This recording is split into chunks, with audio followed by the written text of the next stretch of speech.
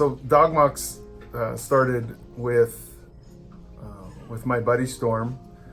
When he was about 3 years old, he was diagnosed with a degenerative spinal disease. And so we dealt with that in the best way we could.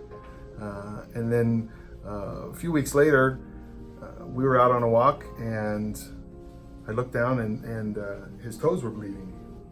And I was looking for the cut, trying to figure out what happened, and took him to the vet and said, Mark, this is just part of the disease. He's dragging his paws, and this is never gonna stop, and you're gonna have to start putting dog shoes on him. So it's like, well, sure, whatever my dog needs, let's put him on. And so then I became a consumer of dog shoes, and I went out and I bought everything. And I mean everything. Until I, trying to figure out some way, and nothing seemed to work. Everything had its own problems, and I just was getting really frustrated because all I was trying to do was get my dog fixed. And so as I sat around in the evenings and started thinking about all of the problems I was having, I thought, how can I fix these problems? There's got to be a way to make this better. And that's how I came up with this idea for this leather kind of moccasin thing that would work because I thought it would solve all the problems.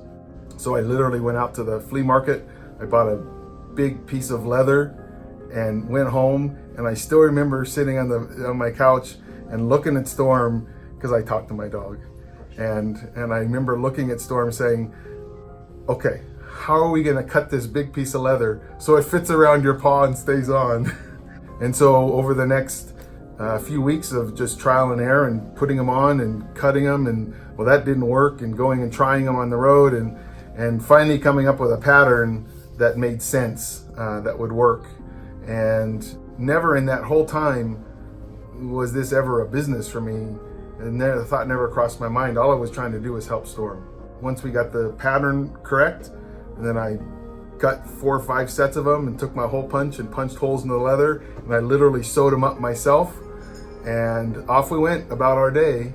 And we walk a lot. My dog Storm and I, we walk 8 to 10 miles a day, so we're out on paths all the time. And as we're out walking, people kept stopping and stopping us and saying, oh my gosh, where'd you get those shoes? And I said, well, you can't get them, I made them. And it was at that point that I really realized that, well, guess what? If I was having those problems, so was everybody else with dog shoes. And that's when I started to think that we could help dogs everywhere if we market this and put it out into the general square. And so I went about those steps to put Dog Mocs in place and get them out there. And 3.5 years later, we're 7,000 plus pairs sold and helping dogs all over the country.